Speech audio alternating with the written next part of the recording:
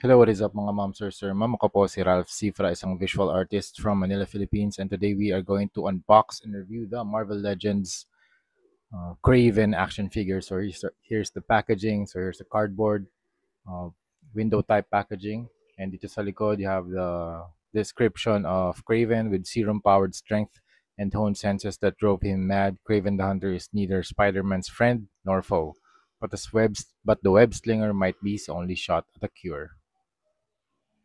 Okay, tara, buksan na natin yung packaging para ma-reveal na si Craven sa loob. Okay, so let's slide it down. Very cool cityscape sa background. Alright, this is Craven na nasa clamshell. So you have the spear. It's a wooden spear na meron mga parang feathers dito sa may tip. And also meron beads. And also hindi naman to sharp point. So I think safe siya for children. The spear, it's around 6.75 inches tall, long. Yan. Tapos si Craven, pull lang natin yung kanyang feet from the packaging. Okay. Alright. Pull up the hands. Okay. Okay, so out of the packaging, medyo matigas yung mga joints niya. So para medyo lumambot, gagamitan natin ng hair blower. Alright, measure muna natin si Craven. Craven stands around 6.5 inches tall. Alright, first things first, okay naman yung joints niya. Wala namang mga loose joints. Actually, mahigpit pa nga yung joints niya kasi medyo matagal na rin ito naiwan dito sa blister pack, dito sa packaging niya.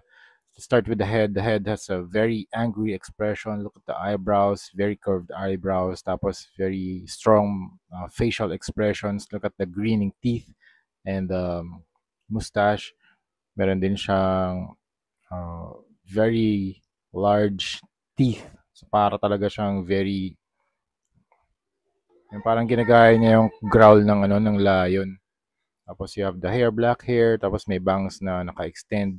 And also, this is very nice. Itong lion fur na naging jacket. So you have the right face ng lion. Ito yung left face ng lion. Ginawa siyang vest. It's very cool. And then you have the ears. Tapos merong fur. Tapos yung kanyang body is a very pale body. Very pale sculpt. Very nice sculpt actually. And also paint job. Tapos yung belt niya merong mga spikes. Parang kuko or nails ng lion.